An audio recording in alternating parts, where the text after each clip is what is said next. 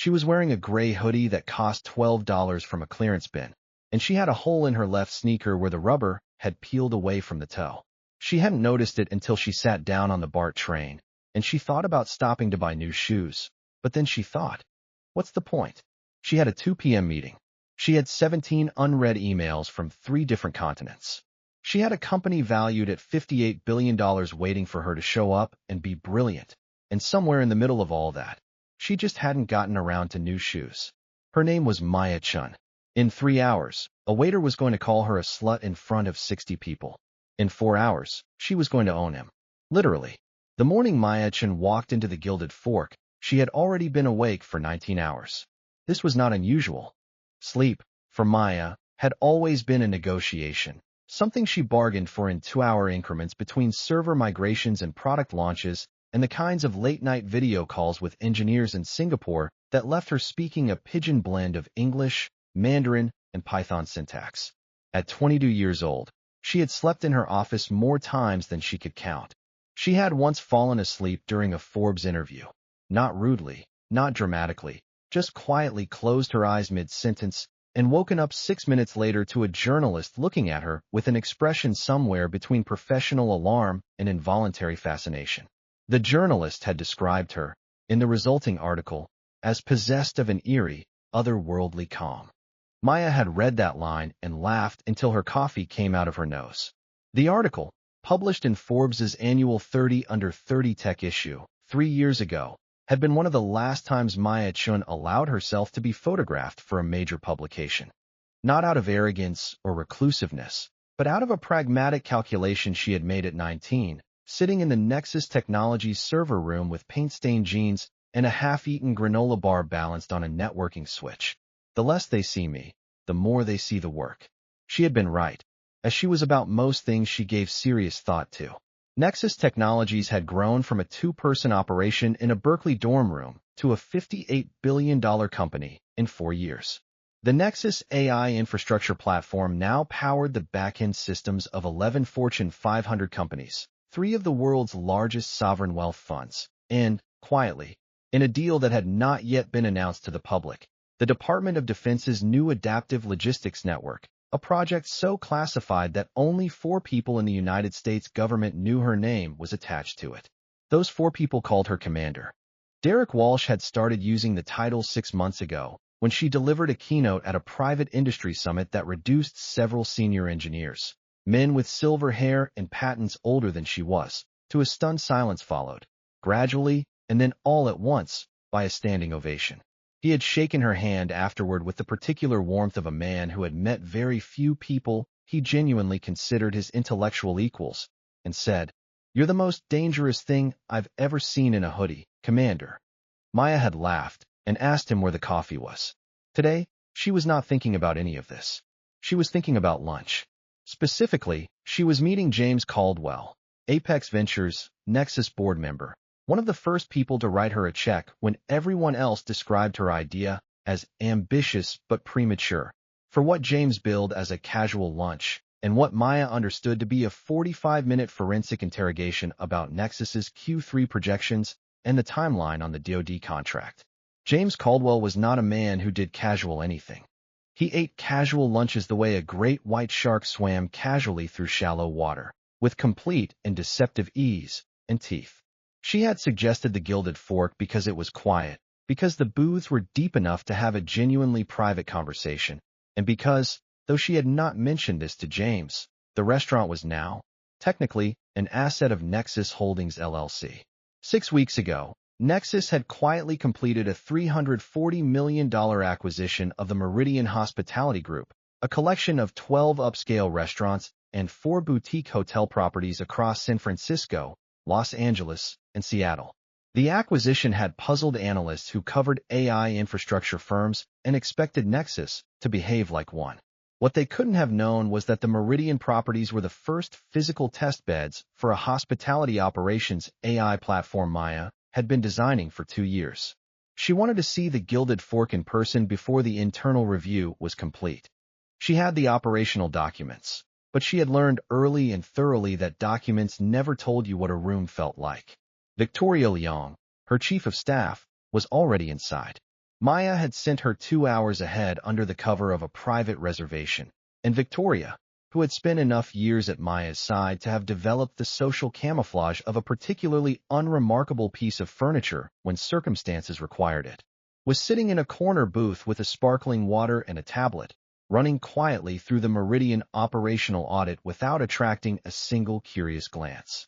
Maya pushed open the door to the Gilded Fork at 12:47 p.m. on a Tuesday in October, in her gray hoodie and her jeans and her slightly peeling left sneaker, and was immediately assessed, cataloged, and dismissed.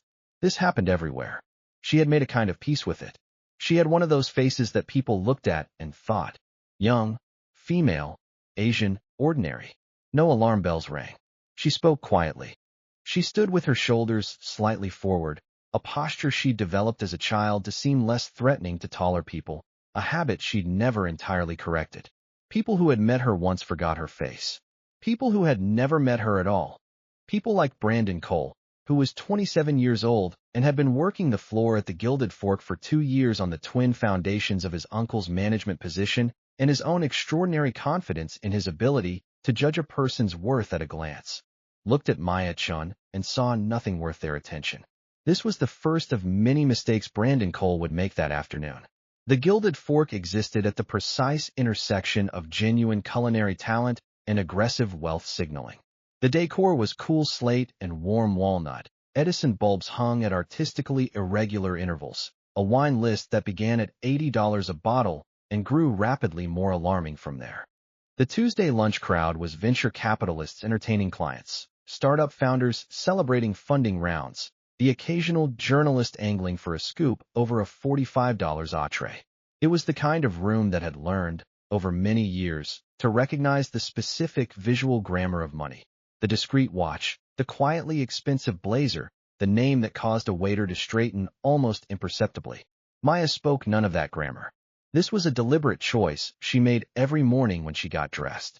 Kayla, the hostess, 22, genuinely warm, good at her job, approached with a smile. Good afternoon. Do you have a reservation? Chun. 2 o'clock. Maya returned the smile. I'm a little early. Of course.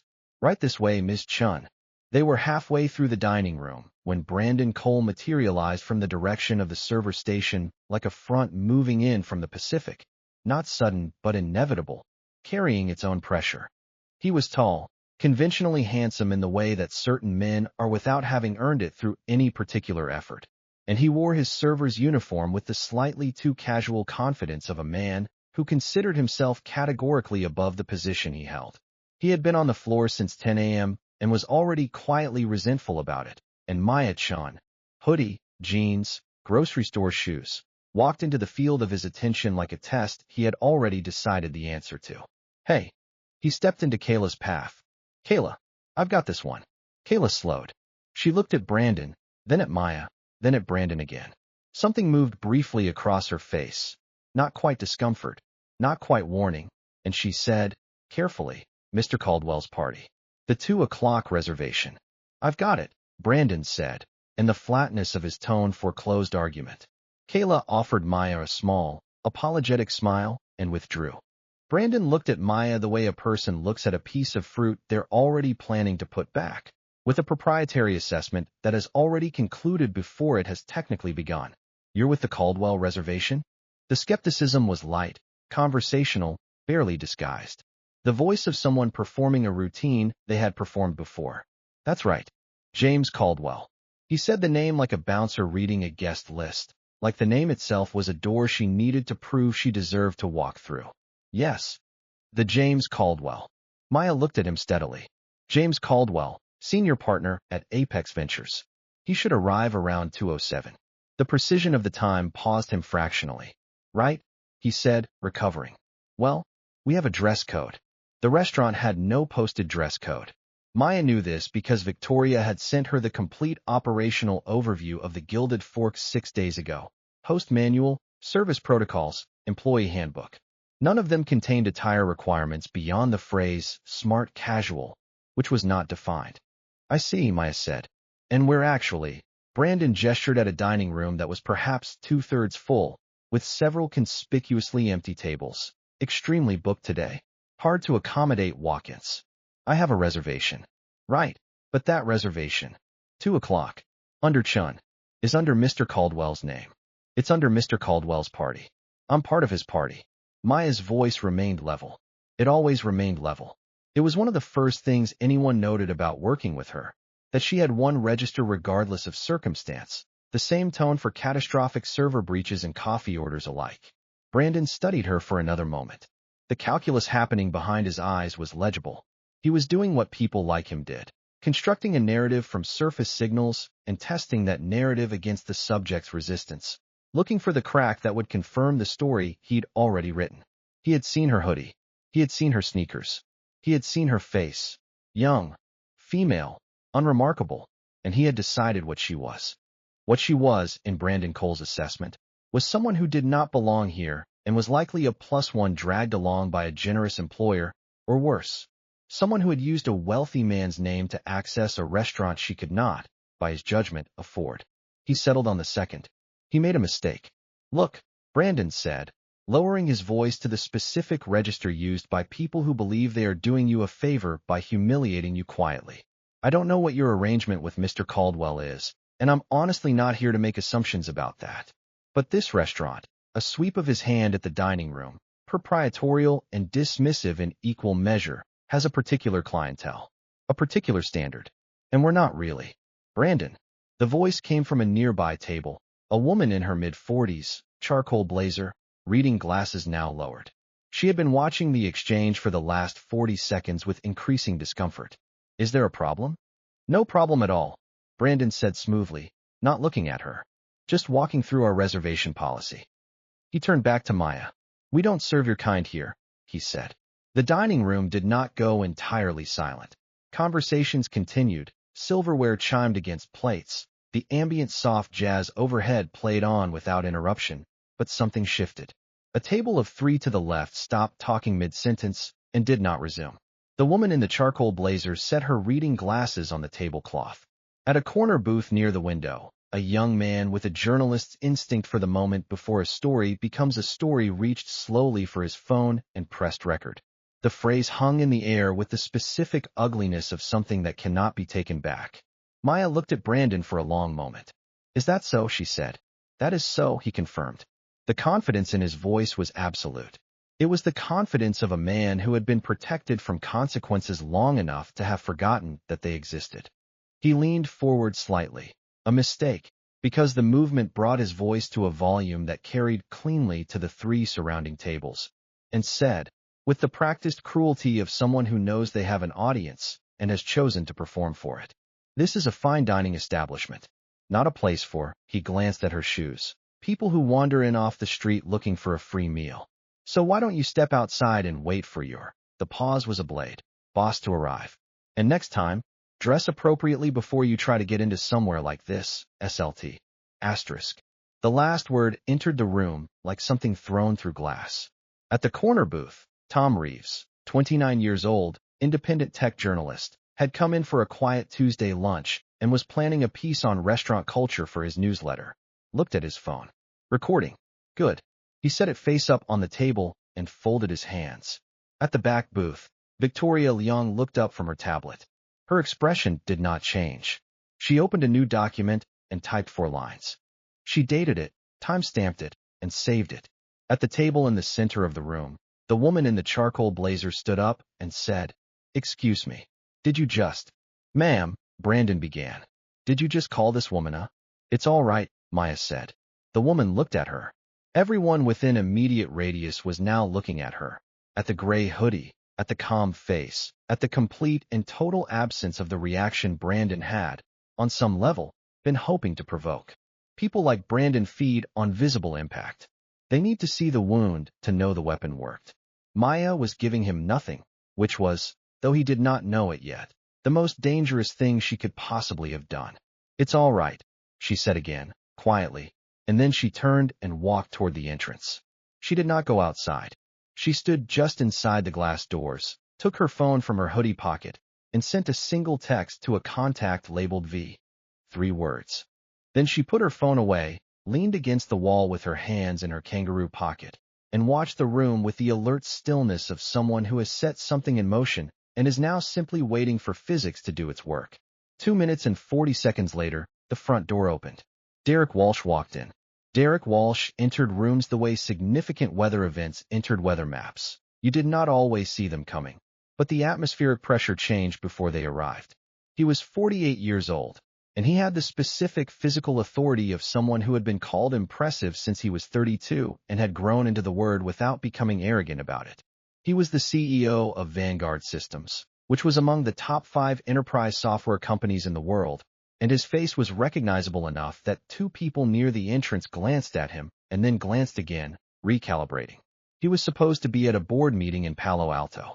When Maya's text had come through, the gilded fork. When you're clear, I could use a witness. He had read it twice. Then he had told his driver to turn around.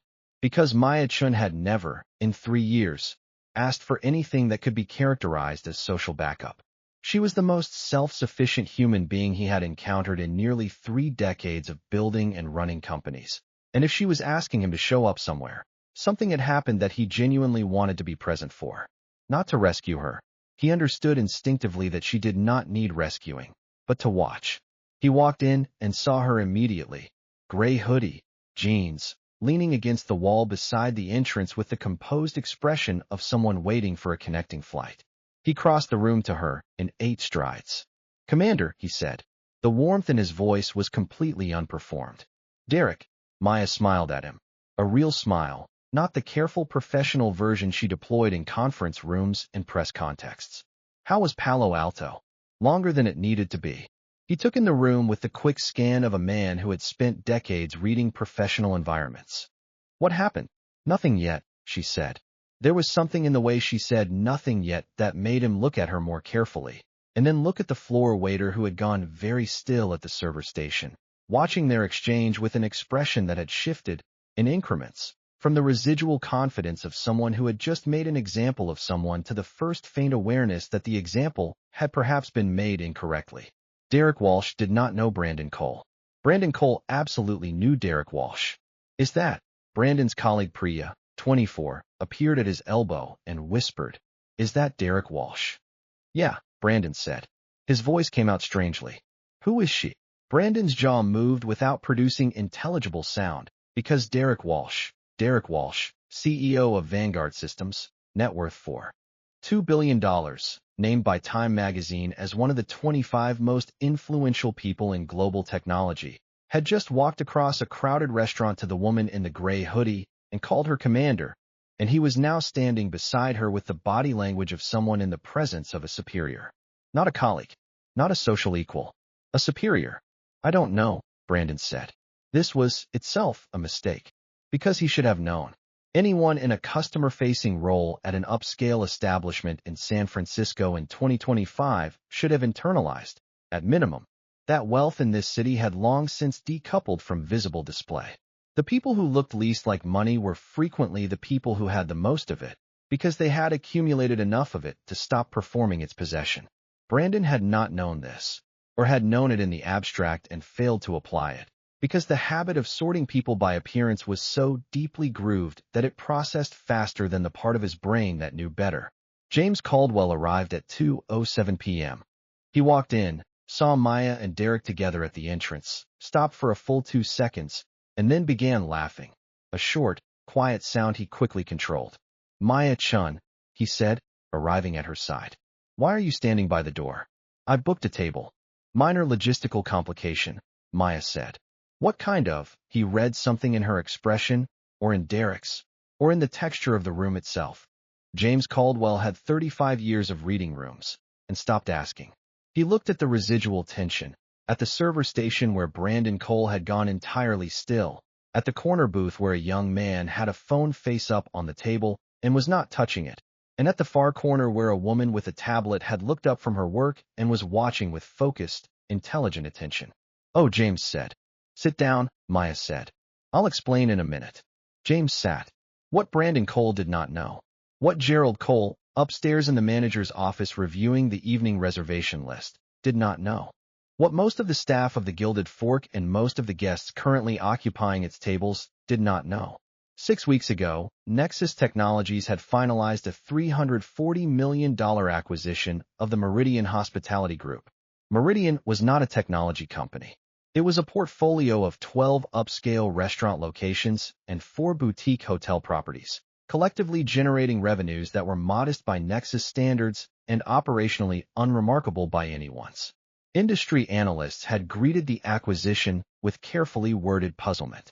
Several had written pieces suggesting it represented strategic drift, an AI infrastructure firm overextending into an unrelated sector, perhaps a sign of founder hubris.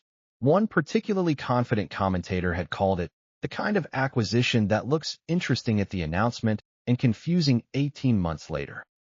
What none of them had access to was the internal documentation, which showed that the Meridian acquisition was the foundational first step in a hospitality operations AI platform that Maya had been architecting for 2 years, a system that would learn service patterns, predict demand fluctuations, optimize staff deployment, and eventually be licensed back to the hospitality industry at scale. The Meridian properties were test beds, real operations, real staff, real guest data, generating the training inputs that a synthesized data set could never replicate. Victoria Leong had been managing the operational audit across all Meridian properties for 3 weeks. She had been on site at the Gilded Fork for 18 days, working under cover of a private reservation, running the audit from the corner booth with the particular invisibility she had spent years perfecting. She had seen everything. Now she closed her tablet cover, slid out of booth 14 with the unhurried efficiency of someone who has been waiting for precisely this moment, and crossed the dining room to where Maya was sitting with James Caldwell and Derek Walsh. "Ms. Chun," she said. The use of the title in that room, at that moment, with that precise tone, not loud, not performed, simply factual, was a kind of detonator. Several pairs of eyes moved to them. Brandon Cole, at the server station, watched Victoria approach the table and felt the thing in his stomach that had been cold since Derek Walsh walked and dropped another several degrees. "Victoria." Maya gestured to an empty chair. "Please." Victoria sat.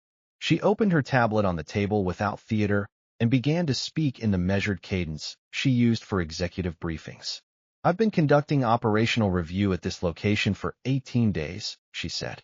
"Today was unscheduled. I came in this morning because the Q3 service quality reports for the Gilded Fork location flagged anomalies that exceeded the Meridian Group average by a statistically significant margin. The nature of those anomalies is consistent across the complaint records." She turned the tablet to face James, who picked it up. "Guest-facing conduct violations. 5 formal complaints filed in the last 4 months. 3 of the 5 reference the same floor-level employee by physical description. 1 complaint includes a name." She did not look toward the server station. She had no need to. "The employee has not been disciplined, placed on review, or addressed in any capacity," Victoria continued. "This is consistent with a conflict of interest in the supervisory structure. The employee's direct line manager is a family member who holds the general manager position at this location." A fractional pause. Under the pre-acquisition Meridian management structure, there were no conflict of interest protocols requiring disclosure of family relationships in the reporting chain. Under Nexus operational standards, this relationship would have been flagged on day 1 of the transition review. Another pause, shorter. It was not, because the transition review has not yet been formally announced to site-level staff.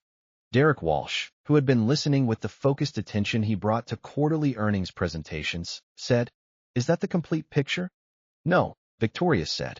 "In the 41 minutes since Ms. Chun entered this restaurant, the employee in question denied service on the basis of a parent socioeconomic presentation and used a sexually derogatory term to address Ms. Chun directly, in front of a minimum of 14 direct witnesses, at a volume audible to the 3 nearest tables." The foretop was quiet for a moment. James Caldwell set the tablet down. He had the expression of a man completing a calculation that has produced a larger number than the one he expected. "And it was recorded," Derek said. "It was almost not a question." Victoria indicated, with the subtlest possible movement of her eyes, toward booth 7. Tom Reeves had not moved. His phone was still face-up on the table. He had, in the last 12 minutes, successfully identified every person at the foretop, and his expression was currently that of a man trying to process the magnitude of what his newsletter was about to publish. The gentleman in booth 7, Victoria said, is Thomas Reeves, independent technology journalist. 340,000 newsletter subscribers. A podcast with approximately 800,000 regular listeners.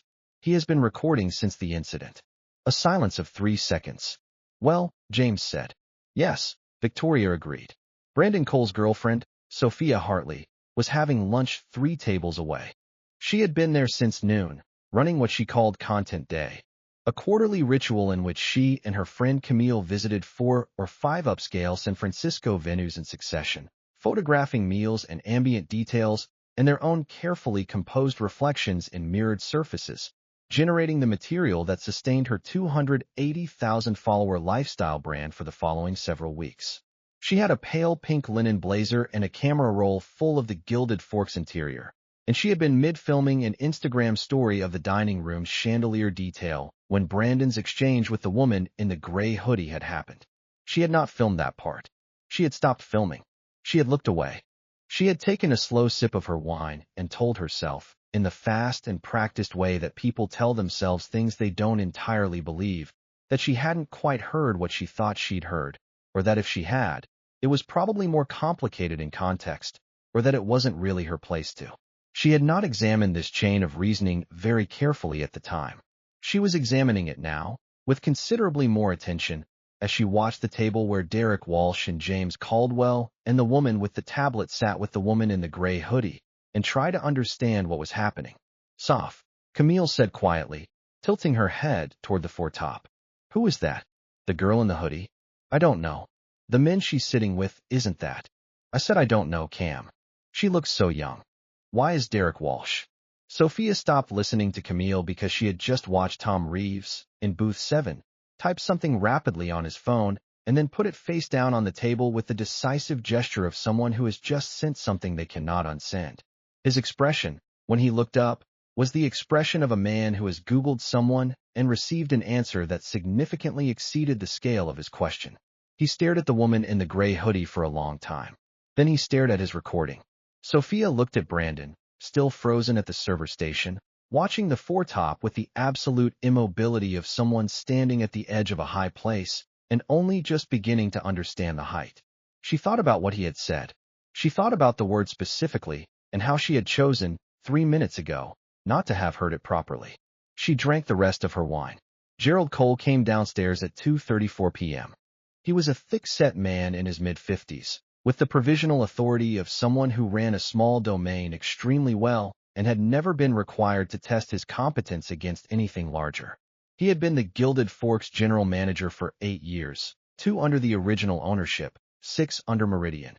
And he was good at his job in the specific and limited way that characterized his entire professional history, attentive to the things within his scope and curious about anything outside it. He came downstairs because Kayla had appeared in the doorway of his office with the specific expression that junior staff develop when something has gone wrong enough to require managerial attention, but not so wrong that they want to be the person who explains it. There's a situation on the floor, Kayla had said. What kind of situation? She had paused for a moment that told him everything about the magnitude of the situation before she said, the Derek Walsh kind. Gerald had come downstairs. He saw Derek Walsh immediately. Landmark face, unmistakable, the face from conference keynotes and magazine covers, and the kind of profiles that people in the hospitality industry read because wealthy technologists were their best customers. Walsh was seated at a foretop with an older man in an exceptionally well-made suit and a composed woman in business casual who had a tablet open on the table. And next to them, next to Derek Walsh, oriented toward her with the body language of someone in the presence of a superior, was the woman in the gray hoodie. Gerald had seen her before. He registered distantly. She had come in at 12:47. And Brandon had. He crossed the dining room. He was aware, as he walked, of the restaurant watching him.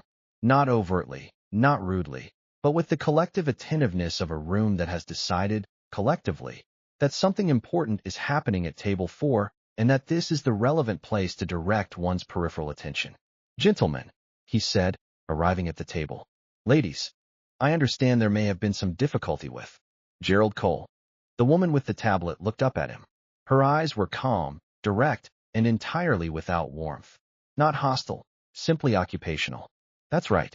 I'm Victoria Leong, VP of Operations, Nexus Technologies. A pause of exactly the right length. Nexus Technologies, as of 6 weeks ago, is the parent company of Meridian Hospitality Group, which owns and operates this location. That makes me, in practical terms, the operational head of the company that employs you. The dining room was very quiet now. Not the theatrical silence of a scripted confrontation. The organic quiet of 60 adults who have individually decided that whatever is happening 4 tables away is substantially more interesting than any conversation they might be having with the person across from them. Gerald Cole stood very still. I was not informed, he began. You will be formally informed at the all-staff meeting scheduled for next Thursday, Victoria said. The acquisition was completed quietly to minimize operational disruption during the transition period. Formal announcement was scheduled through HR channels. She made a small note on her tablet. That timeline is being accelerated. Gerald's gaze moved. With the inexorability of a man watching a car accident unfold in front of him and being unable to move any of his limbs, to his nephew's station. Brandon was watching. He had heard enough. His face was the face of a person standing at the edge of something very large, looking down for the first time. I see, Gerald said. Please sit down, Mr. Cole, Maya said. We have a few things to discuss. Her voice was quiet. Entirely, precisely quiet. The voice she used in board meetings and classified briefings, and the single occasion on which she had to tell a room full of senior government officials that their new defense network had a 0-day vulnerability she had discovered at 3:17 a.m. While eating leftover noodles from a takeout container. The voice that communicated not authority through volume, but authority through the complete absence of the need to perform it. Gerald sat. Maya Chen did not raise her voice. She never raised her voice. This was the thing she had discovered at around age 16 that made people actually listen. The quiet ones. The ones who had internalized early that volume is a substitute for authority, deployed by people who do not have enough of the real thing. She had enough of the real thing. She said, Mr. Cole, your nephew called me a slut. Gerald flinched as if she had put her hand flat on the table and it had produced a sound. He also suggested, with sufficient clarity to be understood by the 14 people immediately surrounding us, that I was a sex worker accompanying a wealthy man to a restaurant I couldn't otherwise access. She delivered this with the factual neutrality of someone presenting an operational finding, because that was what it was. These statements were made in front of multiple witnesses and were recorded by a journalist who will decide independently what to do with that recording. Across the room, Tom Reeves, who had 2.4 million words of published journalism behind him and a very clear instinct for when he was witnessing the story of the year, did not move. I want to be precise about a few things, Maya continued. First, I am not here as a victim. I have been underestimated by smarter people in higher stakes rooms than this, and it has not, to this point, meaningfully affected my outcomes. A brief pause, not for effect, but because she was choosing words carefully. Second, what I am about to address is not personal retaliation. I want no part of anything that resembles personal retaliation. The moment this conversation begins to feel like I am enjoying someone else's humiliation, I will stop it, because that is not, and has never been, what I am here for. She looked at Gerald. What I am here to address is a documented pattern of discriminatory conduct at this location, perpetuated by an employee who has been protected from accountability by a supervisory relationship that should have been disclosed and was not. That is an operational failure. It is a legal liability. And it is a values problem. And at Nexus, the values category is the most serious one we have. James Caldwell, who had not spoken in 11 minutes and was maintaining the focused patience of a man watching a masterclass, said quietly, "Do you want legal on the call?" "Legal is already aware," Victoria said. Gerald's hands were flat on the table. He pressed them harder against the surface, as if the table were the only stable thing in the room. "Brandon is," he started. 27 years old, Maya said. Old enough to know that the word he used does not belong in any professional context, under any framing, directed at any person. She looked at Gerald steadily. Old enough to know that you look at a person before you decide what they are, before you decide whether they count. The silence that followed lasted for seconds. In a quiet restaurant, with 60 people in it, for seconds is a very long time. "I'm sorry," Gerald said. It came out rough and hoarse, stripped of the managerial polish he had been wearing when he walked over. It sounded real. Maya heard it as real. "I know," she said. There was no warmth in it, and no cruelty either. It was simply an acknowledgement. "The apology I need from this situation isn't to me. It's owed to 5 people who filed formal complaints in the last 4 months and received nothing in response. Pull the reports, Mr. Cole. Those are 5 people who came in for dinner and left feeling like they'd been told they didn't matter here." She paused. "That concerns me significantly more than what happened to me today, because and here, just briefly, something moved through her expression that might have been the ghost of something am not, as it turns out, entirely undefended." Derek Walsh made a sound that was unambiguously a laugh. He pressed 2 fingers against his mouth and looked away. Brandon Cole, who had drifted to the perimeter of the conversation over the last 10 minutes, as if proximity to it might make it more possible to exit, was looking at the floor. What followed was not dramatic, because Maya had structured it, as she structured most things, to not be. She was not interested in the performance of justice. She was interested in its actual execution, which was a different thing and required different conditions. Performance required an audience and a climax, and someone's visible suffering as the centerpiece. Execution required documentation, process, and institutional accountability, things that lasted.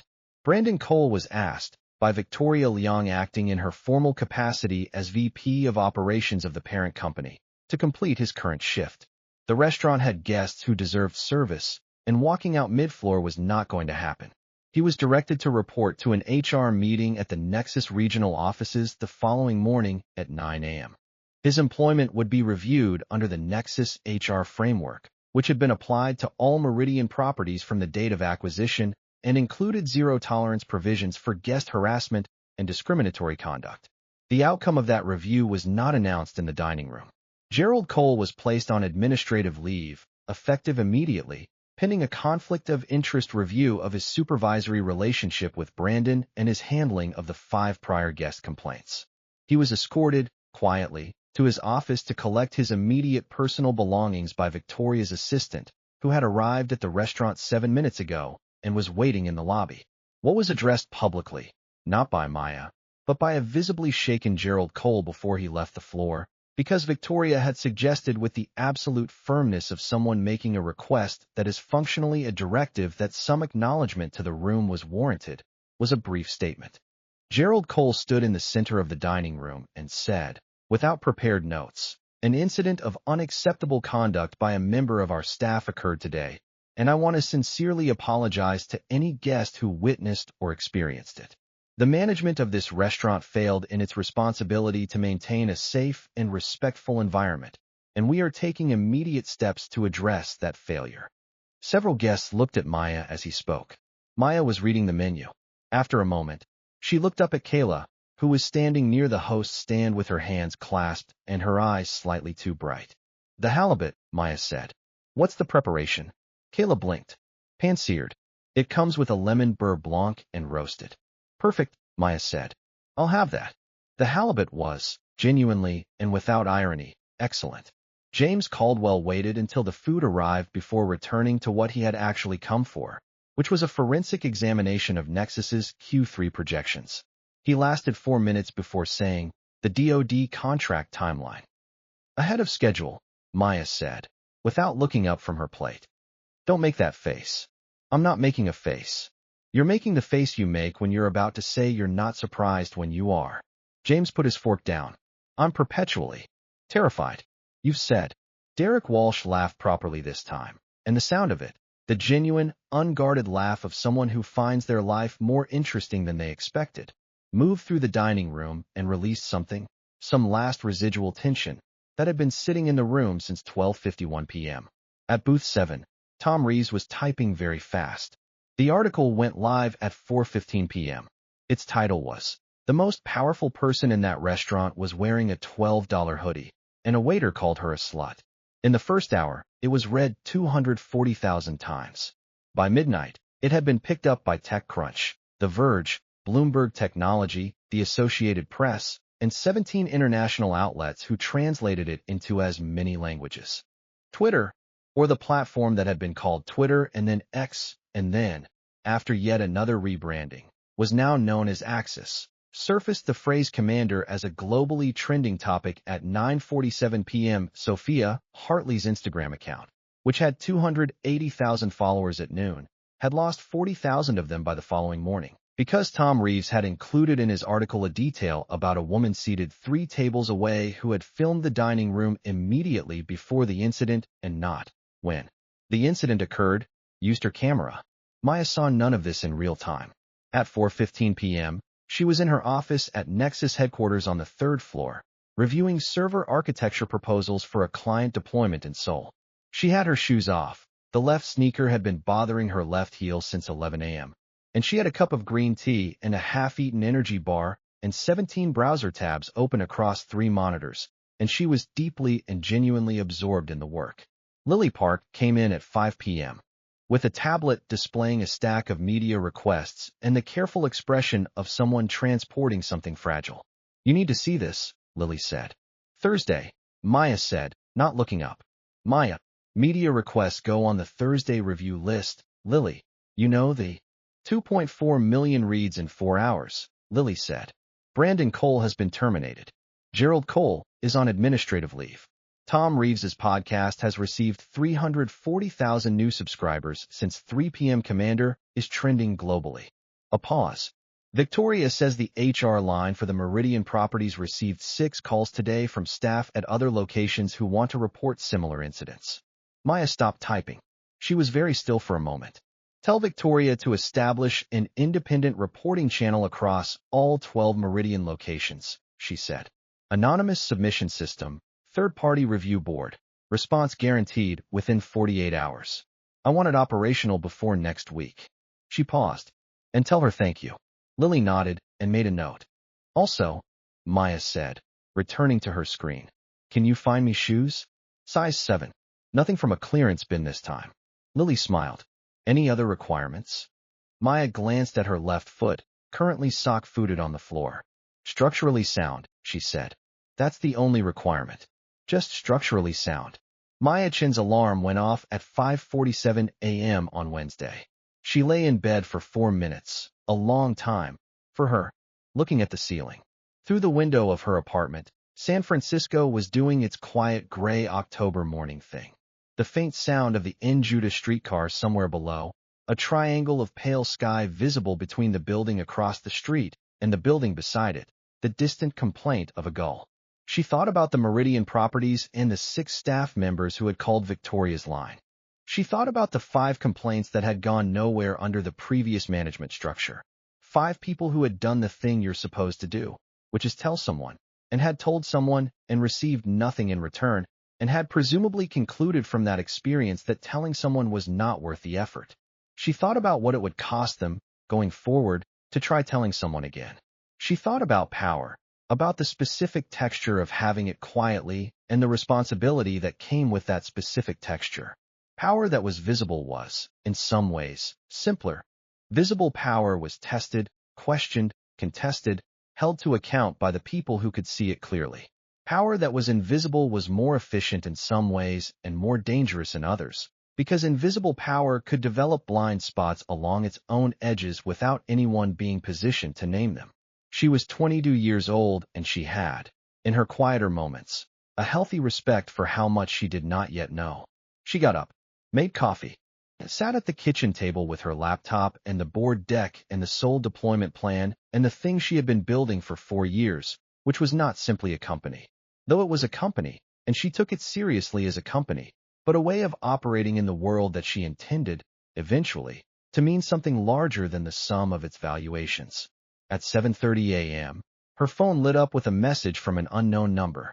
"Hi, this is Kayla from the Gilded Fork. The hostess. I got your number from the HR line. I hope that's okay. I just wanted to say that I'm sorry I didn't do more yesterday. I could see what was happening, and I didn't have the standing to stop it, but I also didn't try hard enough, and I'm sorry for that. And also that I think you handled it with more grace than most people would have." Maya read the text twice.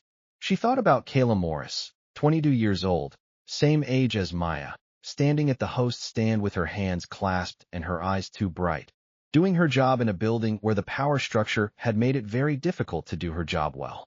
She saved the number and typed back, "Thank you for sending this. And no, you tried. I saw you try when Brandon intercepted. You were working within a structure that was designed not to support what you were trying to do. That's not the same thing as not trying, and it doesn't go unnoticed." A pause. Then, because it was true, for what it's worth, the reporting structure is changing. If something like this happens again at any Meridian property, there will be a direct line that doesn't go through a manager's family member.